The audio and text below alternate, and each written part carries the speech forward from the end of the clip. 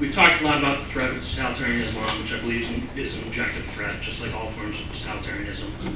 I'd like to turn this on a positive note and ask Dr. Brooke, could you please explain why Western civilization, with its absence of initiation of physical force and the allowance of the individual to live by his own means, consensually dealing with others, why Western civilization is worth fighting for, why it's objectively superior to any form of totalitarianism. Yeah, let me reiterate that. I believe the Western civilization is, and I'll explain what I think Western civilization is. I believe the Western civilization is superior not just to any form of totalitarianism, but it is a superior culture, period, to any other culture out there. I think that Western civilization evolved into the political, philosophical system appropriate for human life, appropriate for the prospering and flowering of human life and human success. And I think the key to that is the identification in ancient Greece of the concept of reason, of human reason and rational thought.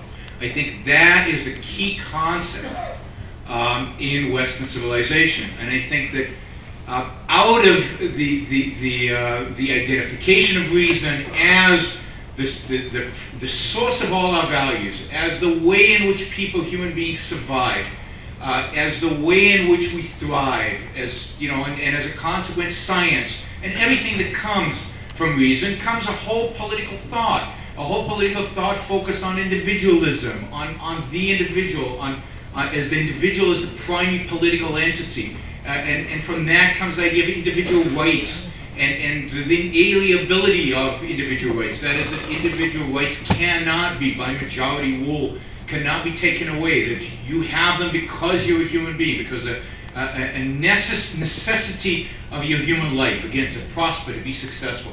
So I think it's a concept of reason, the concept of individualism, that at the heart and at the core of Western civilization. And I think those are the concepts that are required. Those are the ideas that are required for human survival. We're not born with the instincts that make our material or our spiritual survival possible. We have to figure them out. We have to use our minds, our reasoning minds, in order to figure those things out. And we don't have a collective mind. There's no collective consciousness out here in which we think as a group. We think as individuals. And that is the core of individual rights, and the core of the concept of individualism is the fact that reason is a product of the individual. That each one of us has that capacity, each one of us has the responsibility to use reason in a way to further its life. So I think it's a universal idea. It happened to come from Greece and to flowered in Europe, but that's an accident of history.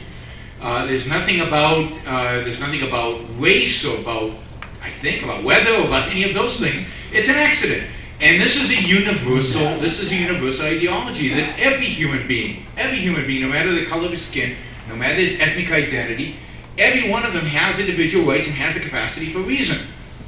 When other cultures recognize that, when they adopt that, when they cherish that, they do well. And I would even argue that Islam had a period of great flowering, of great scientific discovery, of great progress. And Daniel could probably correct me, but somewhere between the 9th century and the 12th century, during a certain period there. And I think it was a consequence of the respect that scholars within Islam, philosophers within Islam had for reason. They translated the Greeks. There were competitions in Baghdad, and who could have the bigger library of Greek translated plays and works of philosophy and so on. And they took the idea of reason seriously, and they had an incredible civilization as a consequence of that. And we all benefit from that, because one of the great things that we got out of them is that they preserved the writings of Aristotle, which later we introduced into Europe. So those concepts are universal. And they're Western only because they were discovered in the West, and they should be adopted by everybody because they're good for human life, they're good for human survival, they're good for human flourishing.